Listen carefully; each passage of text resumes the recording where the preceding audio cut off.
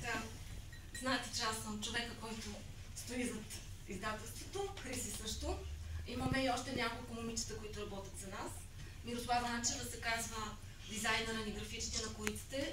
Заради нея изглеждат по този начин. Уникални са. То се вижда.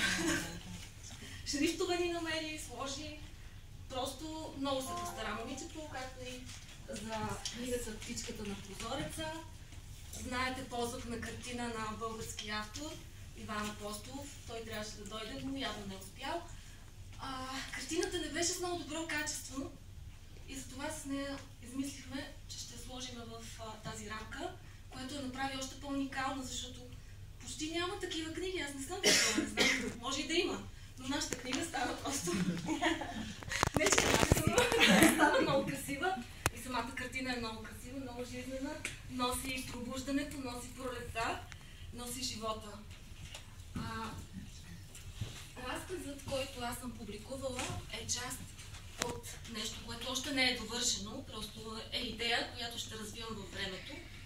Една част от нея съм публикувала преди в издателство "Буквите". Казва се "Къщата с портала". Само около 3 някъде или 4 странички стана, но имам още да пиша по него. По-нататък ще стане още по-голям, предполагам. Защото има какво да се дръпне, да се намерят книжки, които да станат още по-интересна историята. А какво разказва? Разказа се разказва за едно семейство, което си купува къща. И къщата е с едно огледало, което е портал към друг свят.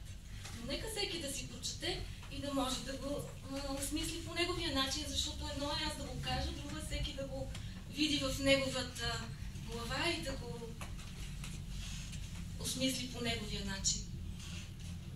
И нека всеки да си го види и да го прочете. И в този ред на мисли да ви представя и другата книга, която писахме аз и Славян Михакиев. Това е "Избраните". Вече доста пъти беше на представяния, но останаха още 15 бройки от нея и скоро ще я преиздаваме. Тиражът почти е готов да свърши. Книгата се разказва за жена и мъж, които имат специален вид любов. Не е точно както физическа, ами по-скоро е любов, която е привлечена от сърцето, но трябва да пак да се прочете и да се разбере защо го казвам, защото наистина е така. Героя е с пресъдено сърце. И те се намират. Но нека, който има желание, да прочете. И една книжка, която... Ай си ми да после при... Добре, айде после. Добре, добре.